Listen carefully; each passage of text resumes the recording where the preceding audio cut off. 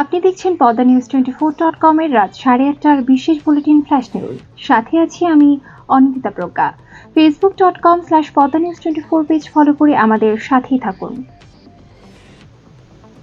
বৈষম্য বিরোধী ছাত্র আন্দোলনের নেতৃত্বে সংঘটিত অভ্যুত্থানের মুখে গত বছরের 5 আগস্ট ক্ষমতাচ্যুত হয়ে ভারতে আশ্রয় নেন শেখ হাসিনা।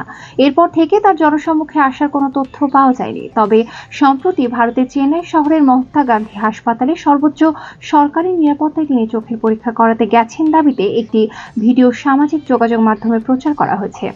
এদিকে ঘটনাটির সত্যতা কতটুকু তা ইতিমধ্যেই যাচাই করে দেখেছে রিউমার স্ক্যানার।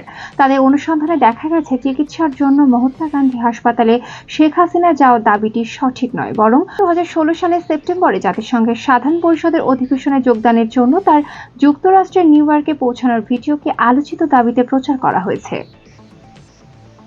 নির্বাচন কমিশন পুনর্গঠন ও স্থানীয় সরকার নির্বাচন দ্রুত আয়োজনের দাবিতে নির্বাচন ভবনের সামনে বিক্ষোভ সমাবেশ করেছে জাতীয় নাগরিক পার্টি এনসিপি। সমাবেশ থেকে প্রধান নির্বাচন কমিশনার এএমএম নাসির উদ্দিন সহ 5 নির্বাচন কমিশনারের পদত্যাগ দাবি করা হয়। একই সঙ্গে ঘোষণা করে দাবি মেনে নেওয়া না পর্যন্ত আন্দোলন চলবে। বুধবার দুপুরে ঢাকার আগারগাঁওয়ে নির্বাচন ভবনের সামনে বিক্ষোভ সমাবেশ করে তারা। এনসিপির যুগ্ম সম্পাদক সানোয়ার তুষার বলেন, নির্বাচন কমিশন পুনর্গঠন করতে হবে, আগে স্থানীয় সরকার নির্বাচন দিতে হবে। এই ইসি পক্ষপাত দুষ্ট আচরণ করছে। রাজনৈতিক দলগুলোর সাথে আলোচনা করে দ্রুত সময়ের মধ্যে জাতীয় সংসদ নির্বাচনের তফসিল ঘোষণার দাবি জানিয়েছে বিএনপি চেয়ারপারসনের উপদেষ্টা জয়নুল আবদিন ফারুক। অন্যথায় আন্দোলনের মাধ্যমে জনগণের অধিকার আদায় ফিরিয়ে নেওয়া হবে বলে জানান এ নেতা। বুধবার জাতীয় প্রেস ক্লাবে সংসদ নির্বাচনে বানচালের ষড়যন্ত্র এবং তারেক রহমানের অঙ্গীকার শীর্ষক আলোচনায় তিনি একথা বলেন। চেয়ারপারসনের উপদেষ্টা বলেন, দেশের জনগণের দাবি ঢাকতেই সরকার একের পর এক ইস্যু তৈরি করছে। মঈন ফখরুদ্দিনের মতো দেশে পরিস্থিতি তৈরি করলে দেশের মানুষ কোনোদিন মেনে নেবে না। বর্তমানে প্রয়োজন সব আওয়ামী সিন্ডিকেটকে আইনের আওতায় নিয়ে আসা, ভোটের মাধ্যমে জনগণের অধিকার প্রতিষ্ঠা করা। দ্বাদশ সংসদ নির্বাচনের আগে ভোটকেন্দ্র স্থাপন নীতিমালায় ডিসি এসপিদের রেখে যে কমিটি করা হয়েছিল তা বাতিল করা হয়েছে বলে জানিয়েছেন নির্বাচন কমিশনার আবুল ফজল মোহাম্মদ সানাউল্লাহ। বুধবার নির্বাচন কমিশন ভবনে নিয়মিত বৈঠক শেষে সাংবাদিকদের সঙ্গে তিনি একথা বলেন। ইসি বলেন, এটি ইসির অধীনে এনে খসড়া নীতিমালার সংশোধনী নীতিগতভাবে অনুমোদন করেছে।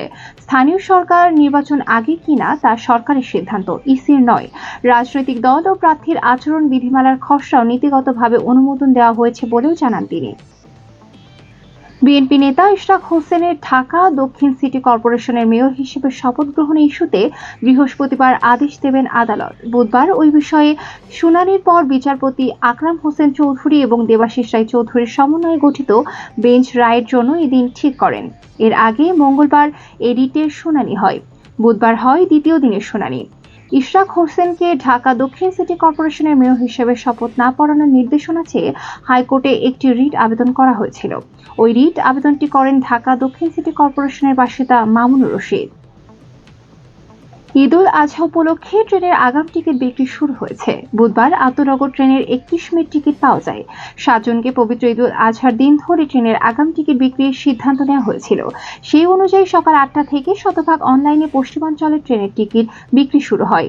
সংবাদ মাধ্যমকে বিষয়টি নিশ্চিত করেন ঢাকার রেলওয়ে স্টেশন ম্যানেজার সাজিদুল ইসলাম।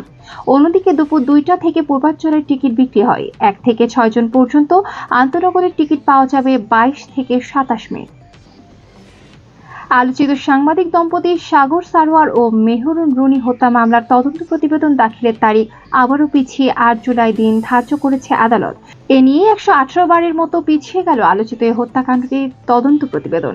বুধবার মামলা তদন্ত প্রতিবেদন দাখিলের জন্য দিন ধার্য থাকলেও এদিন তদন্তকারী সংস্থা police bureau of investigation PBI প্রতিবেদন দাখিল করতে পারেনি। এজন্য ঢাকার মেট্রোপলিটন ম্যাজিস্ট্রেট শাহিন রেজা প্রতিবেদনের জন্য নতুন এই তারিখ ধার্য করেন। 2012 সালের 11 ফেব্রুয়ারি মাছরাঙা টেলিভিশনের বার্তা সম্পাদক সাগর সারোয়ার ও এটিএন বাংলার জ্যেষ্ঠ প্রতিবেদক মেহরুন রুনিকে হত্যা করা হয়। নিহত রুনির ভাই নওশীর আলম রোমান শেরেবাংলা নগর থানায় হত্যা মামলা করেন। গুরুত্বপূর্ণ সব সংবাদ জানতে poddanews24.com এর বিশেষ বুলেটিন ফ্ল্যাশ নিউজ দেখবেন প্রতিদিন রাত 8:30টায়। ফ্ল্যাশ নিউজ দেখতে ফেসবুকে আমাদের ফলো করুন facebook.com/poddanews24 আর ইউটিউবে সাবস্ক্রাইব করুন youtube.com/poddanews24 চ্যানেলটি। নিয়মিত দেশ বিদেশের আপডেট সব সংবাদ জানতে ভিজিট করুন মাল্টিমিডিয়া নিউজ পোর্টাল poddanews24.com। পরবর্তী ফ্ল্যাশ নিউজ দেখার আমন্ত্রণ জানিয়ে বিদায় নিচ্ছি আমি অনিন্দিতা প্রজ্ঞা। ভালো থাকুন, সুস্থ থাকুন।